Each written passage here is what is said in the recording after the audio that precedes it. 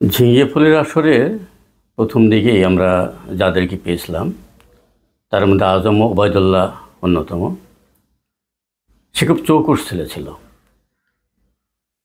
Muslim high স্কুলের সম্ভবত class 8-এ তখন পড়তো। তো তার একটা গুণের কথা বলতে হয় প্রথমেই, যে আমরা যখন কিছু কথা বলতাম তখন সে নোট ডাউন করতো। তো নোট ডাউন করার সময়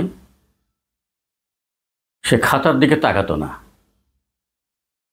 সে আমাদের মুখের দিকে তাকিয়ে কথা শুনতো এবং নিচে লিখে দিত সুন্দরভাবে। তার লেখা কিন্তু চমৎকার লেখা ছিল। সে ছড়া লিখত সে বয়স থেকেই। যার সাথে বললে কথা মন ভালো হয়, যার পাশে বসলে তথা মন ভালো রয়, সে তো নয় আর কেউ নয় আজম ওবায়েদ ভাই।